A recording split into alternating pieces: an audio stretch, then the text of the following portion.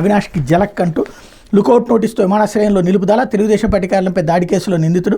మంగళగిరిలోని తెలుగుదేశం పార్టీ కేంద్ర కార్యాలయంపై దాడి కేసులో నిందితుడిగా ఉన్న వైకాపా విజయవాడ తూర్పు నియోజకవర్గ సమన్వయకర్త దేవినేని అవినాష్ పోలీసులు కళ్ళుగప్పి విదేశాలకు వెళ్లిపోవాలనుకున్నారు. కానీ శంషాబాద్ విమానాశ్రయం అధికారులు ఆయన అడ్డుకుని అభ్యంతరం తెలిపారు. దాంతో ఆయన పర్యటన విరమించుకుని వెందిరిగారు. ఈ ఘటన గురువారం రాత్రి శంషాబాద్ విమానాశ్రయంలో చోటు చేసుకుంది.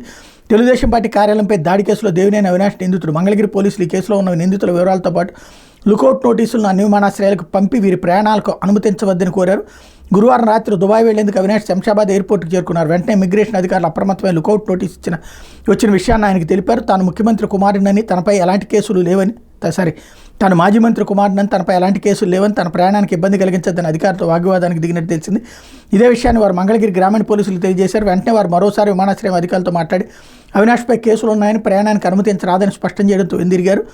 అయితే అవినాష్ విదేశాలకు వెళ్తుంటే తన విమానాశ్రయంలో పోలీసులు అడ్డుకున్నారని జరుగుతున్న ప్రచారాన్ని విజయవాడ తూర్పు నియోజకవర్గ వైకాపా ఇన్ఛార్జ్ దేవినేని అవినాష్ ఖండించారు. ఈ మేరకు శుక్రవారం వీడియోను విడుదల చేశారు. విదేశాలకు పారిపోవాల్సిన కర్మ తనకు పట్టలేదన్నారు. 2 నెలలుగా గుణదలోని వైకాపా నియోజకవర్గ కార్యాలయంలో ప్రజలకు అందుబాటులో ఉన్నట్టు తెలిపారు. తాను తప్పు చేశానని కోర్టు తీర్పిస్తే దాన్ని స్వీకరించడానికి సిద్ధంగా ఉన్నానని తెలిపారు. తప్పుడు కేసులకు భయపడి పారిపోయే ప్రసక్తి లేదన్నారు. తప్పుడు ప్రచారాలను వైకాపా కార్యకర్తలు నమ్మొద్దని సూచించారన్నటువంటి వార్తని హైలైట్ చేశారు.